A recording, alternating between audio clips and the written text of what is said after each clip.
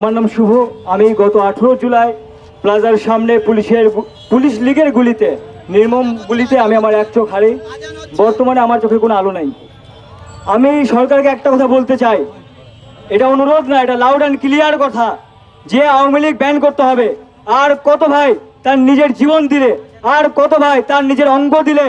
এখনো আমার এক একটা ভাইরা পড়ে আছে পঙ্গুতে, এক একটা ভাই পড়ে আছে সিএমএইচে, এক একটা পড়ে আছে সৌরাবতীতে, এক একটা পড়ে আছে চক্ষুতে।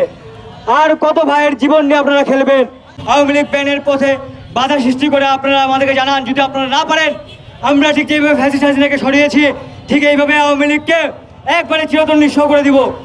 এবং আজকের এই প্রোগ্রামে একটা কথা বলে দিতে চাই, যারা আওয়ামী লীগকে শেল্টার দিচ্ছেন তারা হুঁশিয়ার হয়ে যান।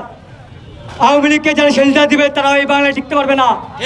এই বাংলা আবু সাইদ মুগ্ধের বাংলা, এই বাংলা আমার তোমার সবার বাংলা। কিন্তু ফ্যাসিস্ট এবং তার দোসররা যারা আছো, তারা হুঁশিয়ার এবং সাবধান হয়ে যাও। তোমাদের ঠাঁই এই বাংলায় হবে না। যতদিন আমরা বেঁচে আছি, আমাদের শেষ রক্তবিন্দু দিয়ে আমরা লড়াই সংগ্রাম চালিয়ে যাব। ধন্যবাদ। সংগ্রামী সহযোদ্ধা ভাইয়েরা, আজকে দ্বিতীয়বারের মতো স্বাধীনতা অর্জন করার পর আমরা দীর্ঘ 8 মাস পর এখানে উপস্থিত হয়েছি।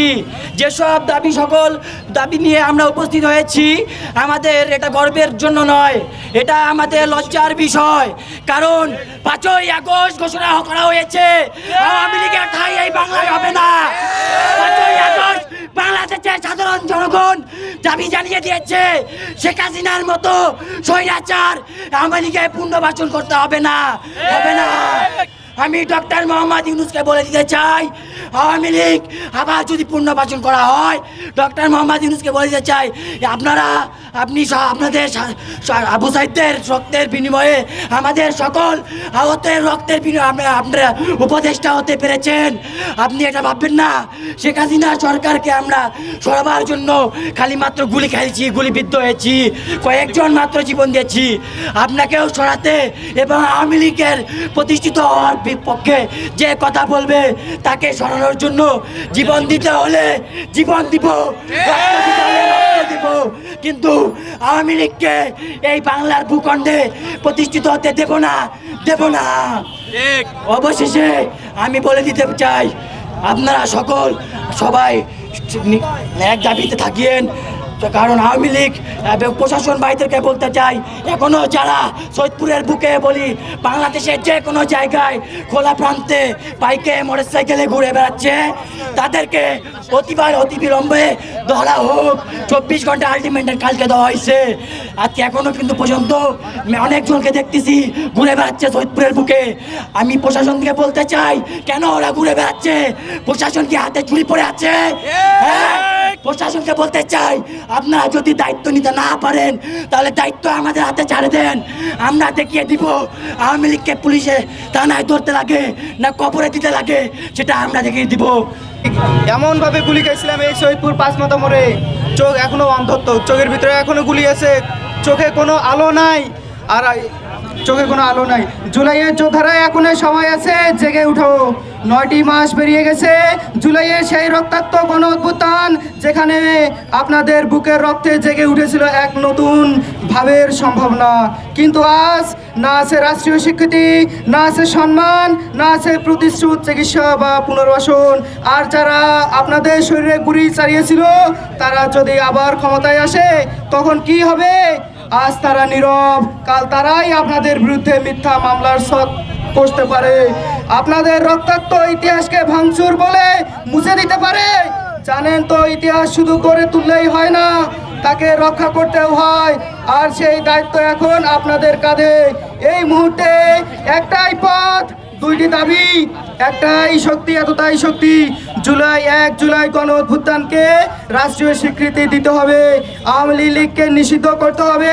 এই ফ্যাসিস্ট নির্বাচনের মূল সূত্রবদ্ধের ভুলে যাবেন না যে অধিকার রক্ষা করা হয় না, তা একদিন ইতিহাস থেকে চিরতর মুছে যায়।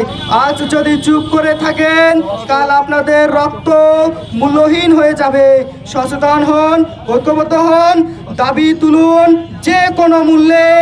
কারণ এটি শুধু আপনার নয়, এটি জাতির সঙ্গে রক্তের চুক্তি। প্রথম ছেলে আমি বলতে চাই প্রশাসন কি চুরি পড়ছে হাতে?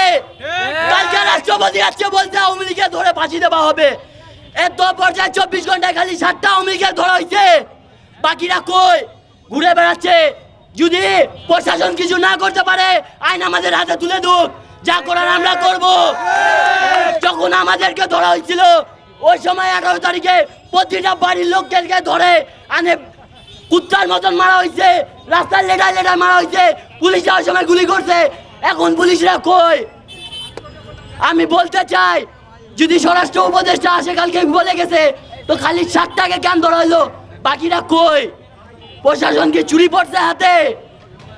আমাদের সময় তো আমাদেরকে বাড়ি দিয়ে উঠায় আনা হয়েছে, আমার বাপ মাকে লিজ্জিত করা হয়েছে, আমার এলাকায় থাকতে যায় না।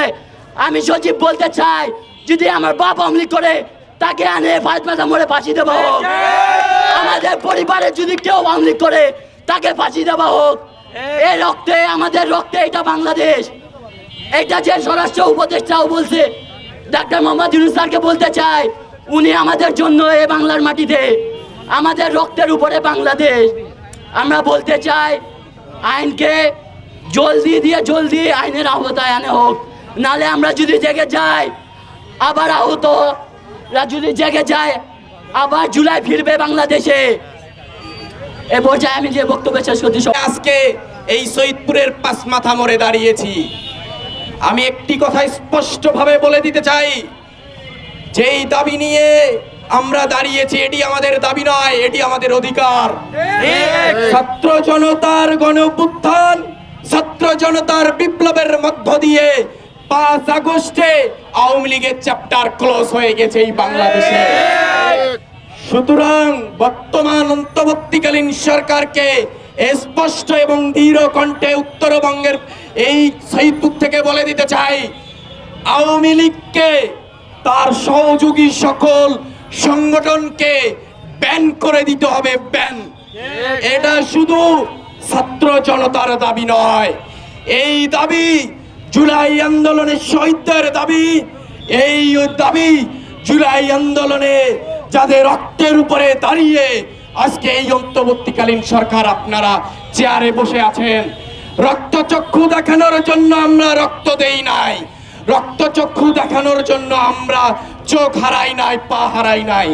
এখনো হাজার হাজার ভাই বোন পঙ্গু হাসপাতালে কাতরাচ্ছে, অথচ আপনারা কি করতে চাচ্ছেন?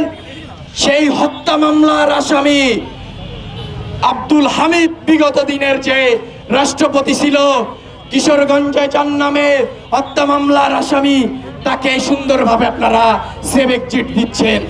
আপনারা এই জুলাই গণঅভ্যুত্থানের উপরে দাঁড়িয়ে যে সেভ এক্সিট দিচ্ছেন, আপনারা আমাদের রক্তের সাথে বেঈমানি করতেছেন, আপনারা 18 কোটি ছাত্র জনতার সঙ্গে বেঈমানি করতেছেন।